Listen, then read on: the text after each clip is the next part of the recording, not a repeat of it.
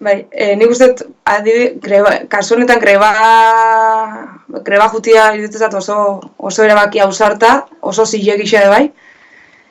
Asko indizketarez, 93%k babestu duela, agertu dira ja batzuk esaten zeintzuk ez deuen babestu, zeintzuk babestu deuen, eta hor ja, joan zara hastian polemika puntu bat egon zen, baina niri iruditzezat zure lan baldintzak, porque langile batzun txioko zizketan kasu honetan, lan baldintzak defendatu nahi bazela, lan baldintzak duinak espaldin barakazu, eta hortako hitzarmen baten zure minimuak espaldin baria errespetatzen, greba jutia oso zilegi dela, kasu honetan goz kirol baten txio hizketan, aurrez egin zen hizketan ebai ea ausartuko etezian, eta horretxio niri erabaki posgarri iruditzezat alde hortatik.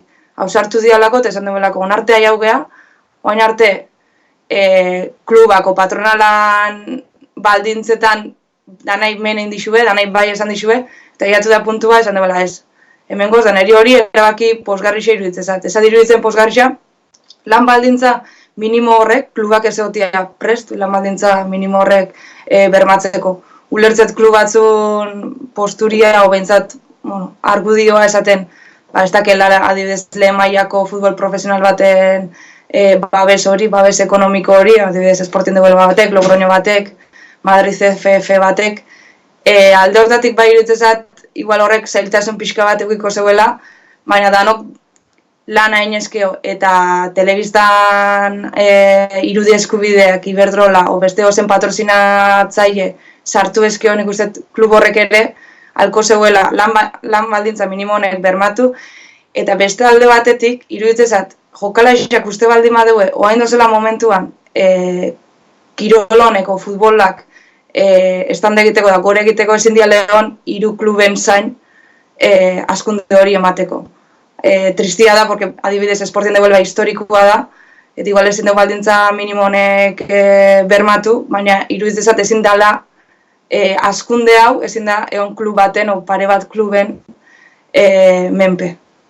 Eta kontutzen hartu behar da, jokalaisak hasi ziala kontratu horrek esaten 100% izan behar ziala, ikusten zen, ez da hitz ezinezko, baina puntu baten baja hoin beharko zeuela, eura jaitsi dugu euren eskakizuna, eta klubak bere horretan egitzeu, 150 nahi duela.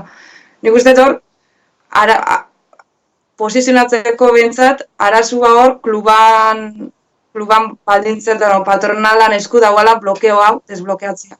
Emakumea ja baja horia. Eta emakumeak oain arte menin bali marixu edan nahi, ez teizen bat urtian, ezin da ja momentu bat oain ere zan, bale, zeu edakazu errazia.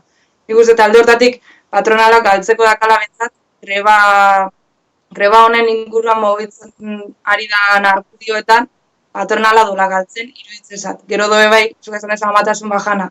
Adibidez, lesionatutakoan ere jokalai asko doz lesionatuta, eta ez dobena jaso baja laboral, lan baja bat. Eta nik uste diala horrek baldintza minimo batzuk, onartu behar duela, badakitz batzuk onartzen duela, eta kontratuan hori dela gehien bat, burua uste gehien sortzen ari dana. Mazela hastean prentza bat eman zen bai, euren posturia defendatzeko, nik uste ja hor ikusten dela, eurak ere badakixela gizartian gehiengoa bentsat, ulertu dela lan baldintzak duinak eta minimoak diala, horrek ez bermatzea kluban irudirako kalte dela.